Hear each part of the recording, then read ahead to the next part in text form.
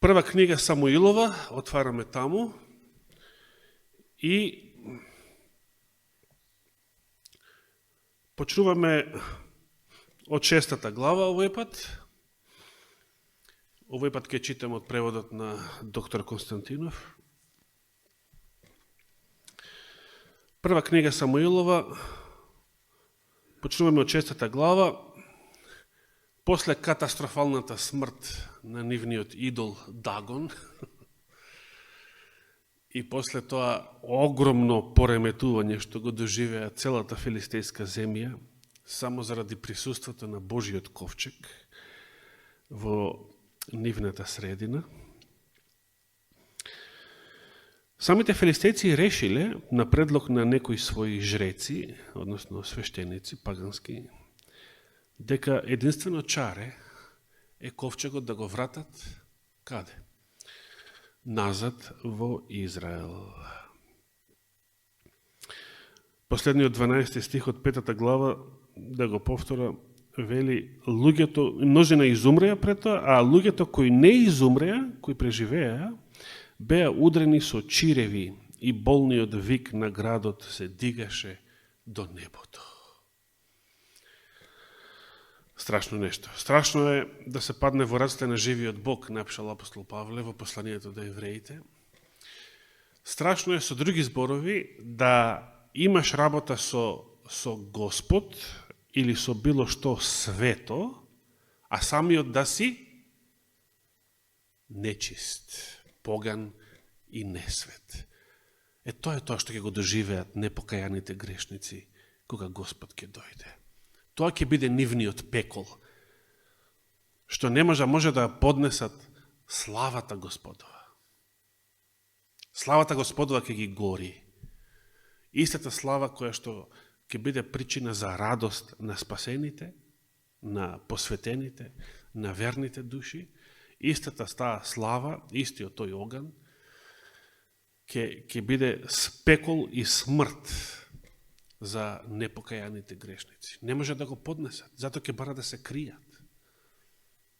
Како глувци ќе бараат да се кријат под камења, под пештери, под планини, за да избегат од Христовата слава. Нивниот непријател, бидејќи го засакаа светот, и со тоа станаа Христови непријатели, исто како Синедрионот на времето, кој што донесе одлука Христос да биде предаден на смрт. И сега 6 глава. Рековме, ковчегот на Господа беше 7 месеци во земјата на филистејците. Значи, полнина. И тоа беше доволно катастрофално.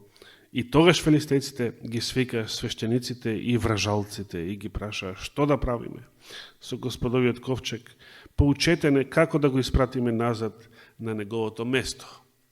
И самиот ковчег, филистејците разбрали дека самиот ковчег е нешто страшно. Значи сега бараат да научат инструкции како да ракуваат со ковчегот и како да го вратат назад во Израел. Значи тоа не е едноставна работа. Сега, забележите дека самите филистејци сватиле дека Господовиот ковчег е нешто толку свето, што чувствуваат дека се потребни специјални инструкции за тоа како да ракуваат со него, односно како да го транспортираат. Нешто што самите израелци не свакеле. Паганите го сватиле пред нив. Нивните непријатели го сватиле пред нив. И сега, кого прашале филистејците? Па ги прашале своите вражачи, своите пагански свештеници. И тие одговорија, ако сакате да го вратите ковчегот на Израелевиот Бог, не праќајте го назад празен, туку покрај него испратете и надоместница. Тогаш ќе се излечите и ќе знаете зошто неговата рака не се сврти од вас. Тие прашаа, каква надоместница треба да му испратиме? Тие одговорија, според бројот на филистејските кнезови, 5 златни чиреви и 5 златни стаорци. Го сваќате ово? Да, ама што значи ова се? зашто е иста неволјата и на вас и на вашите кнезови. И така, еве што значило. Направете слики на своите чиреви, немале апарат да ги штракнат, да ги сликат, туку требало да нацртаат, да насликаат на платно. Направете слики на своите чиреви и слики на своите стаурци, што ви ја сотруваат земјата, и подајте му слава на Израеловиот Бог. Видите, од пагански свештеник на своите пагански народи, на својот пагански народ му вели, подајте му слава на Израелскиот Бог. Може би, кој знае, не сме сигурни, може би ќе ја тргне својата рака од вас, од вашите богови и од вашата земја. Значи, овие свештеници признале дека Израелскиот Бог е супериорен во однос на нивните богови, на нивните пагански богови. И затоа побарале на Израелскиот Бог да му се одаде слава и да му се прати и дар на домесница, значи сето она што представува едно признание на поразениот, признание на поразениот спрема победникот. Зошто сакате да ви окорави срцето, како што им беше окоравено на египетците и на фараонот? Дори со овие зборови, значи, не постапете вака, понизете се пред Израелскиот Бог, не бидете како фараонот, бидејќи знаете што им се случи на целиот египетски народ заради закоравеноста на фараонот, неговата тврдоглавост. Кога Бог ги притисна, не ги пуштија ли тогаш да си одат? Подгответе сега една нова кола и земете 2 крави доилки што уште не носеле јарем, впрегнете ги кравите во колата, а нивните телиња одведете ги назад во стајата. Тогаш ќе го земете Господовиот ковчег и ќе го ставите во колата. Дали забележувате, овие инструкции од каде им текнале на пагански жреци? Од каде им текнале овие инструкции? Дали Господ дал вакви инструкции во Мојсеевиот закон? Ковчегот да се носи со крави, Не. Свештениците си кажале нешто од свој памет, може би нешто што тие го практикувале во својата паганска религија, затоа што тоа е единственото што го знаеле. Тоа го знаеле, сметале дека така треба, дека тоа е најдобриот начин да му се оддаде почит на Израелскиот Бог и затоа така постапиле. Господ ја прифатил оваа нивна пракса. Зошто? Дали Господ ја прифатил оваа нивна пракса? Ајде да видиме понатаму.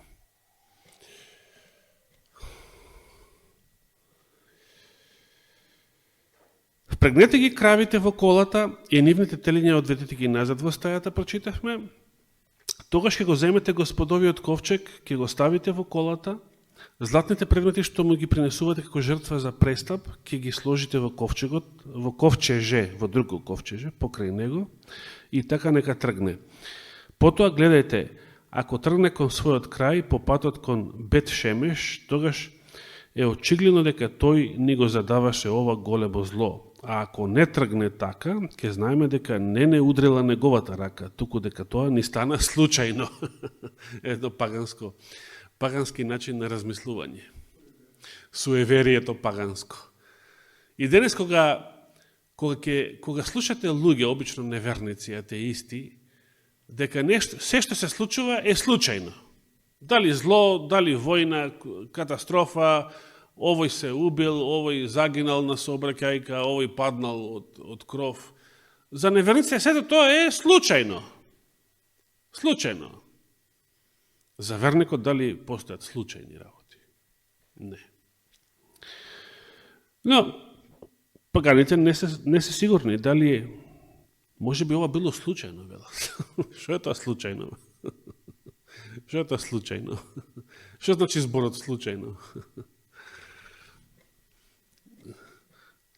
Тоа значи не разбирам зошто се случува нешто. Тоа значи зборот случајно. Затоа што не јас не знам, не разбирам, толку ми е, ограничен ми е мојот поглед, ограничен е мојот ум и затоа тоа го нарекувам случајно. Дали постојат случајни работи? Што се случило понатаму? Луѓето направија така, зедоа 2 крави долги, ги впрегна во колата, па потоа господовиот ковчег врз колата. И сето тоа како што беше, и сликите со ставрците и со чиревите. И сега чека, според инструкцијата на свештениците нивни, чека самите крави каде ќе појдат. Од каде знаеле кравите каде да појдат? Кравите имале GPS. Кој беше тој GPS? Од каде знаела магарицата на Валаам, од каде знаела да прозбори веројатно на еврејски јазик? Имала и таа имала некој софтвер инсталирано веднаш во нејзиниот мозок.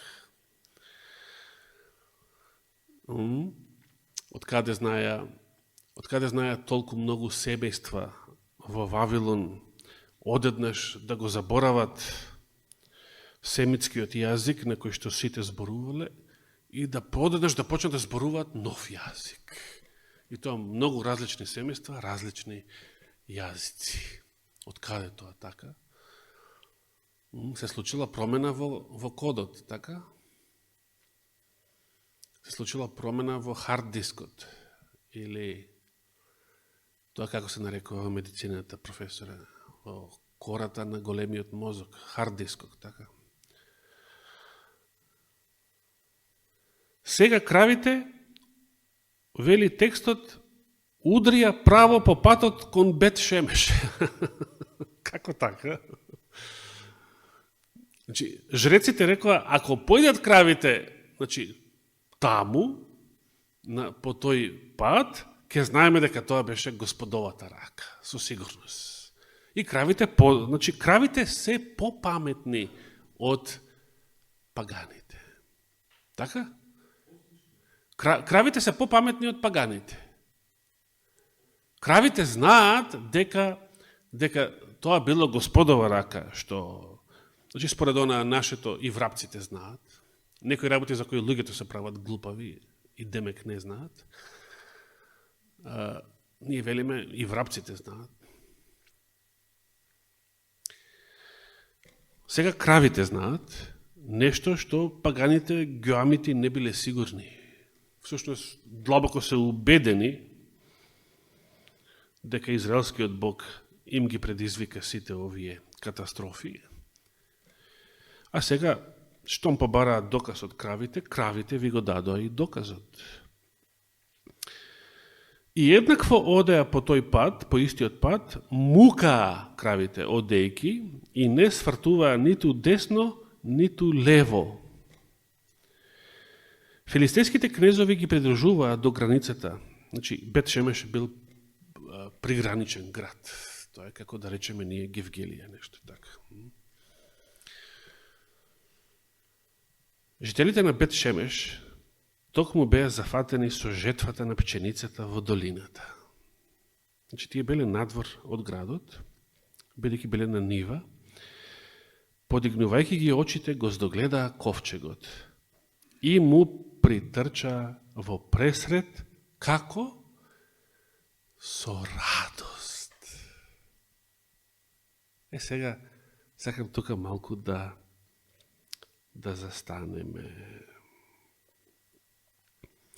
Не се многу битни сите овие детали што потоа следат. Пример се вели, левитите го симнале Господовиот ковчег и ковчежето, даровите на филистејците, и златите предмети, и сликите што ги направили, и така натаму, и жртвите паленици. Да го скокнеме сега. Сето тоа, бидејќи веќе го читавме во инструкциите.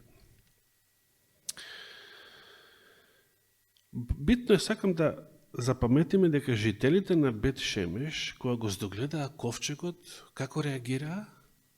Се израдува. со радост. Но каква е таа радост? Се сеќавате последен пат, кога израелците се израдуваа последен пат гледајќи го ковчегот? Тоа беше пред 2 саботи, ако не се лажам. Кога го донесоа ковчегот за битка, значи пред смртта на првосвещеникот и неговите синови, го донесоа ковчегот и кога израелскиот логор, израелската војска, израелскиот табор го виде ковчегот, како изреагира? Со големи овации, со голема радост, со големи воскликнувања. Радост. Радост пред пропаст. Тие се радуваа мислејќи дека ќе доживеат голема победа. Се случи спротивното. Овој пат и жителите на Бет Шемеш многу се израдуваа кога го видоа ковчегот како филистејците го враќаат. Но и оваа радост не беше на добро. Што се случи подоцна? Скокнав неколку стихови.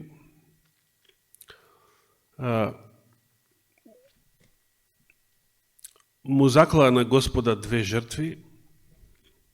Во 15 стих вели жртви паленици. Во тој ден жителите на Бет Шемеш му пренесоа тој ден жртви паленици и му колеа жртви закланици на Господа. Во овој превод. Кога го видоа тоа 5 филистејски кнезови што го придружуваа ковчегот, се вратија во Акарон, значи во нивниот град, истиот ден. Знаете кој гад беше главен идол во Акарон во времето на филистејците? Оној гад што се споменува во Боемската рапсодија на Квин. Велзевул, гадот Акаронски, така го нарекува Библијата, во времето на пророкот Илија. Бидејќи се разболел, вели израелскиот цар, и место да го бара Господа, испратил гласници во Акарон, во филистејската земја, да го прашаат Велзевул, гадот Акаронски. Која катастрофа? Значи, тука Господ ги понижувал паганските идоли со својот ковчег во филистејската земја, а подоцнежните отпаднати израелски цареви, они идеа да им се клањаат на паганскиве идоли. Која мизерија! Која мизерија, човече! Колку може да те понижи гревот, значи да те направи подолу од свиња, само затоа што си човек, а не свиња.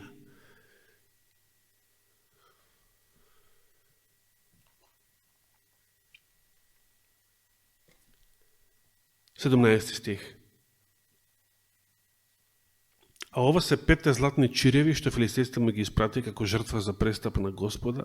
Еден за Азот, или по-еврејски Аждот, го читавме од предходно, другиот превод минатата сабота. Еден за Газа, еден за Аскалон и еден за Гат, или во другиот превод што го вика Гет. Тој град, значи 5 филистејски градови. Ете, Газа, од сите овие, Газа и ден денес е актуелна. И во 21. век. За разлика од Гат, од Азот или Аждот, Аскалон или Акарон, постојат денес тие градови во денешна Палестина.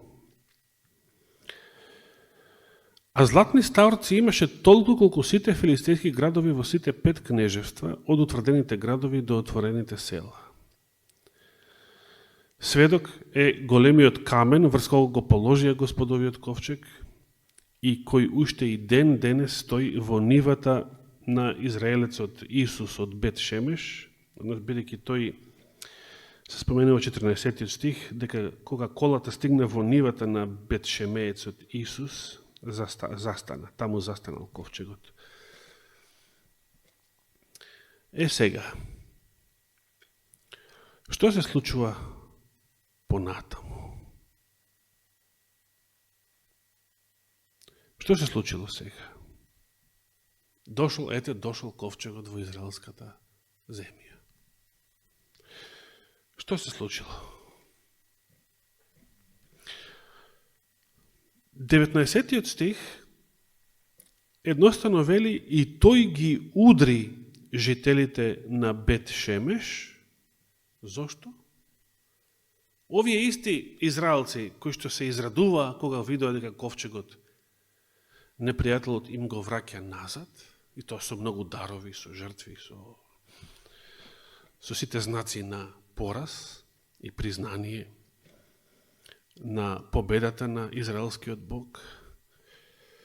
Сега овие исти израелци ја доживуваат судбината на филистејците или дури пострашна. И тој ги удри жителите на Бет Шемеш, бидејќи што направиле? Се дрзнале да погледнат во Господовиот. За разберете што се случило? Што значи ова? Значи, тоа што филистејците не ни помислија тие тоа да го направат, паганите не ни помислија такво нешто да направат, и израелците, значи, тоа што синовите на Кат, единствените левити што го беа задолжени да го носат ковчегот, не смееле тие тоа да го направат. Што да направат? Да го допираат ковчегот. За да го отвориш ковчегот и да видиш што има, како љубопитна селанка, да видиш што има во него, може би звучи смешно, ама ова било трагична работа.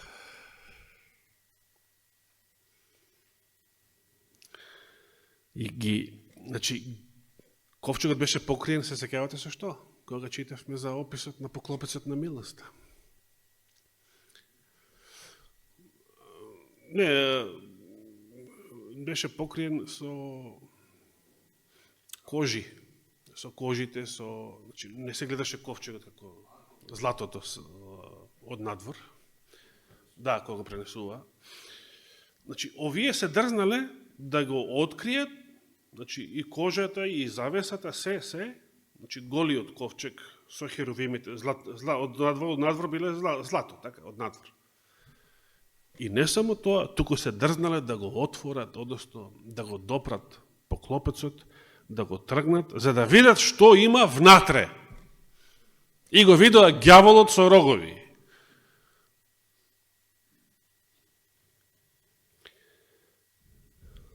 Се сеќавате, ај уште еднаш. Колкава беше загубата, колкав беше поразот на израелците во првата битка со филистејците пред ковчег, без ковчегот? 4000 души. Се сеќавате колку беа загубите во втората битка со ковчегот и после сета таа голема радост кога го видоа ковчегот во нивниот табор? 30.000. Сега знаете што им се случи само на жителите на Бет Шемеш. Затоа Господ вели порази 50.000. Не во битка. Филистејците како поразена страна,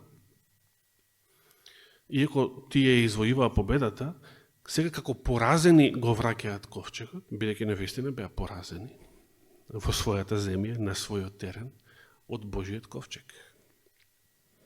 Од сите зла што Господ им ги предизвика таму, и овие израелциве се дрзнале да ги престапат сите Божии инструкции, сите Божии закони, сите Божии заповеди и да го отворат ковчегот за да видат што има внатре во него. 50.000 и 70 луѓе меѓу нив. Народот тагуваше заради тоа што Господ ги порази со големо истребување. Страшно нешто.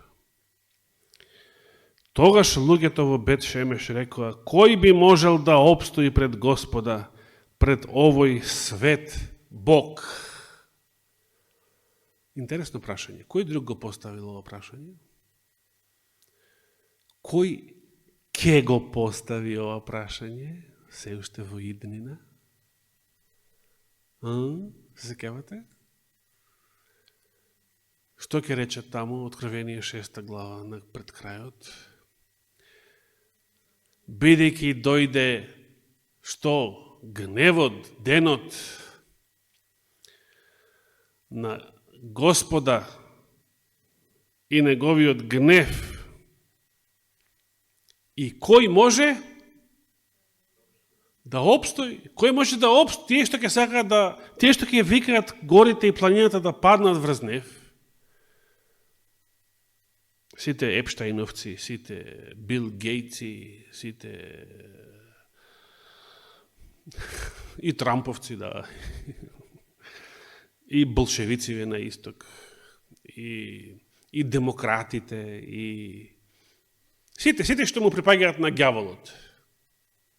Кои сакате? И ВМРО-овци, и овакви овци, онакви овци, орангутани, шимпанза, како сакате.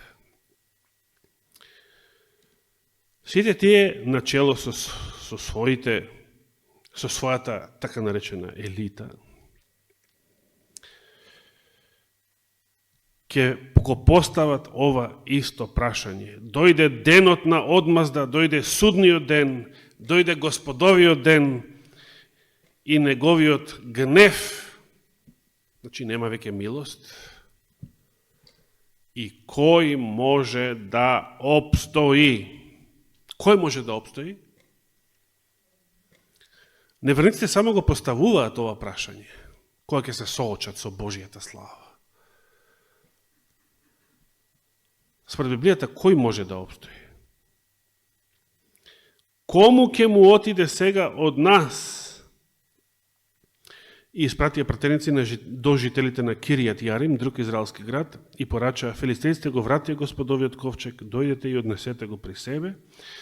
Во 7 глава се вели: тогаш луѓето од Киријат Јарим дојдоа и го однесоа ковчегот при себе, па таму беше во куќата на Авинадав и неговиот син Елеазар, кој што го чува Господовиот ковчег. Цели 20 години после тоа ковчегот остана во Киријат Јарим, во домот на Авинадав и неговиот син Елеазар, или скратено Лазар.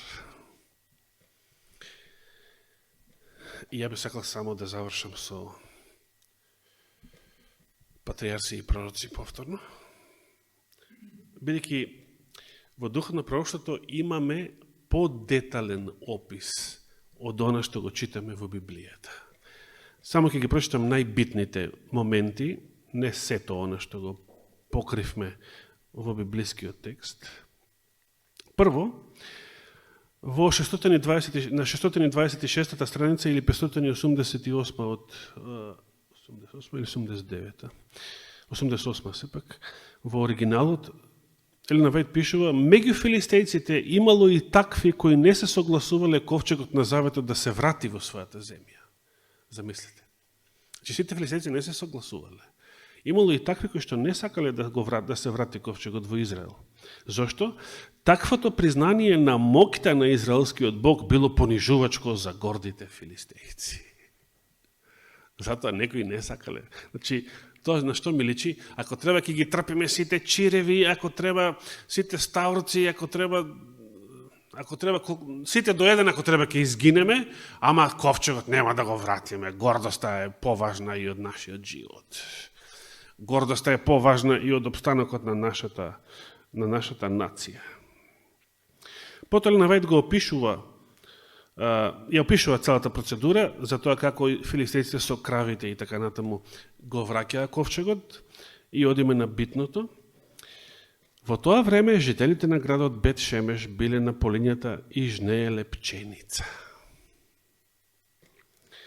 И тие погледнаа, па го видоа ковчегот Господов и се зарадуваа поради тоа што го видоа. Еве повторна радоста. Сега, скокам малку и на 589 од оригиналот читаме: жителите на Бет Шемеш бргу ја пренеле веста дека ковчегот на заветот е во нивни раце, па многу народ од целата таа околина се собрал да го поздрави неговото враќање. Ете, ова било интересна вест. И не само интересна, ова било радосна вест. Сакам да разберете дека израелците, овие израелци, искрено се радувале кога го виделе дека ковчегот се враќа. Зошто сакам ова да го разберете? Можеш да се радуваш на Господа или нешто Господово, а се уште да не си подготвен за средба со Него. Може така? Може така. Се радувате дека Господ ќе дојде? Се радувате? Денес се радувате Господа дојде? Посакувате Господа дојде? И израелците и во времето на малите пророци посакувале, па Софонија им вели: што го посакувате Господовиот ден? Зошто сакате да дојде Господовиот ден? За вас Господовиот ден нема да биде светлина и радост, ќе биде смрт, ќе биде пораз, ќе биде темнина, ќе биде ноќ. Тогаш вели горко ќе овка и јунакот. Можеме да се радуваме за Господа и нешто Господово, а се уште да не сме очистени, да не сме посветени и да не сме спремни за средба со Него.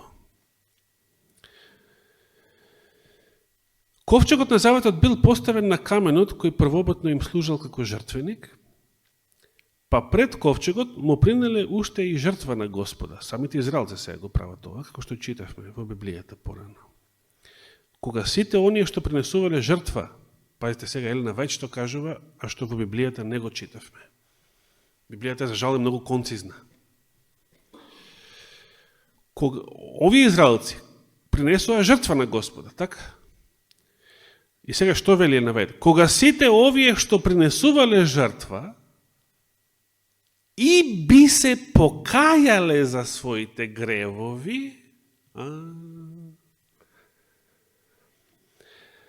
би ги придружувал Божји благослов. Што било проблемот со израелците во Бет Шемеш?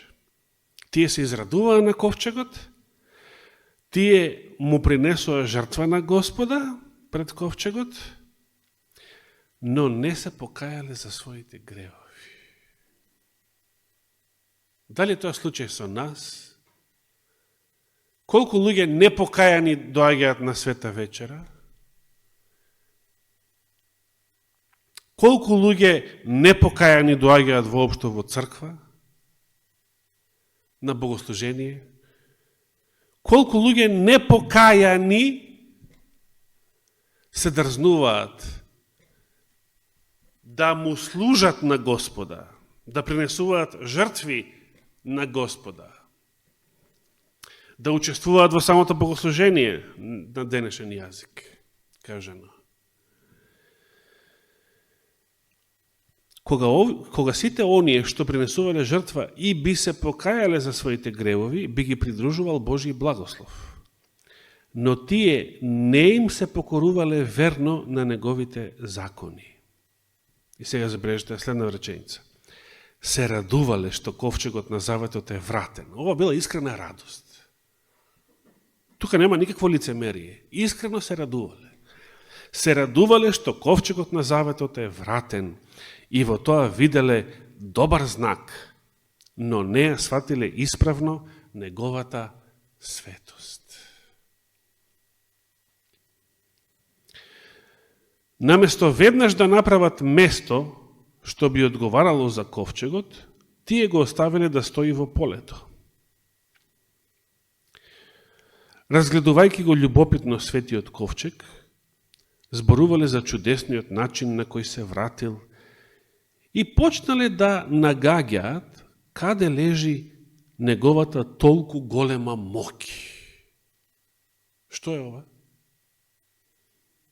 Како Зоран рече преска, како се вика ова? суевери. Самите израелци чуле што се направи Господ во филистејската земја, се радувале на сите тие порази на филистејците заради присуството на ковчегот, кој бил запленет од нивна страна во битка. И сега самите израелци од љубопитство почнале да се поставуваат глупави прашања за тоа каде лежи неговата толку голема моќ. Што не знаеле каде лежи моќта? Израелците не знаеле?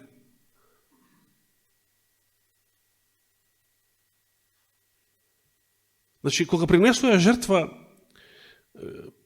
предходно што почитавме, тие не му принесува жртва на Господа, туку му принесува жртва на ковчегот.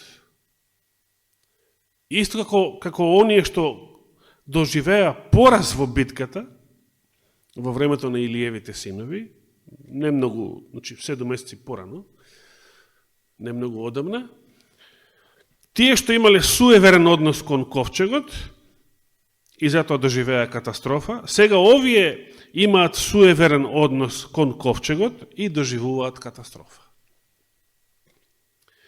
Најпосле, љубопитството ги обзало во толкава мера што се осмелиле да го симнат по клопецот и да загледаат внатре во ковчегот.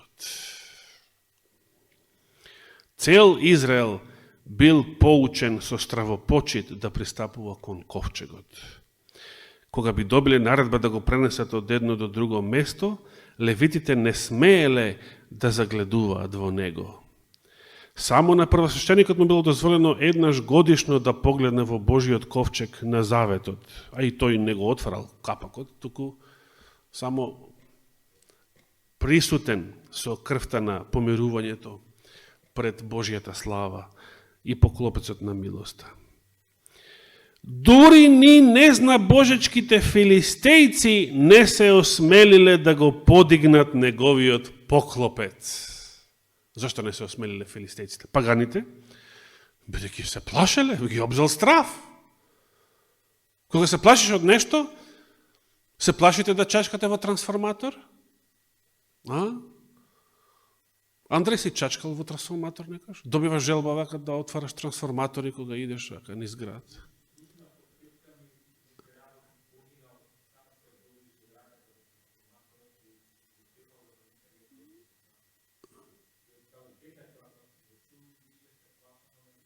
А и на самите трансформатори има предупредување. Мртвечка глава, да, и висок напон. Филистејците се исплашиле и затоа не се ни осмелувале да го допираат ковчегот, а овие израелци се осмелиле да го допрат. Што покажува тоа? Недостиг на стравопочит, така? Од каде недостиг на стравопочит? Зошто овие израелци имале недостиг на стравопочит? Зошто овие израелци имале толкова дрскост? Дрското непочитување на жителите на Бет-Шемеш било веднаш казнето. Мнозина, прочитавме колку, мнозина веднаш изумреле. По таа казна, значи 50 и кусор илјади, по таа казна, преживеаните не сметале дека е потребно да се покајат за својот грев, па уште не се кајат. Како е ова можно сега?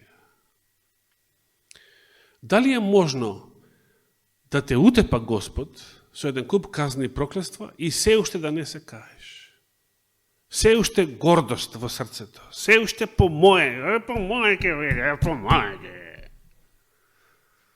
моје ќе биде. Сакам да бидам и свиња, и да правам прелюба, и да доаѓам во црква да зијам света вечера. Сакам, по моје ќе биде. Дрското непочитување на жителите на Бет-Шемеш било веднаш казнето.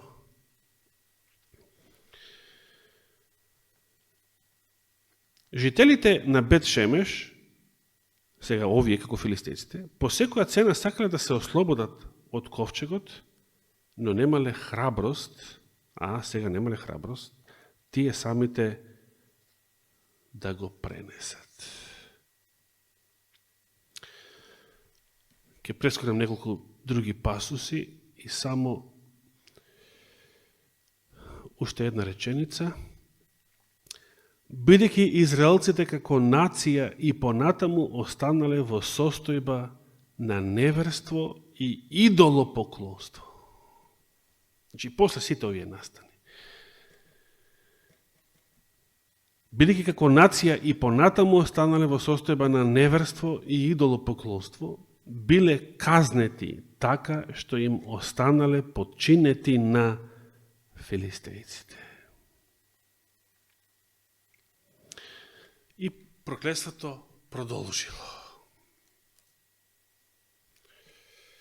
Која е поуката за нас денес? Со една реченица, Господовата заповед. Бидете свети. Зошто? Затоа што јас сум свет. Сакате да се дружите со Господа? Сакате да имате работа со Господа? Сакате како Енох да живеете заедно со Господа цела вечност? Бидете свети, бидејќи тој Господ е свет.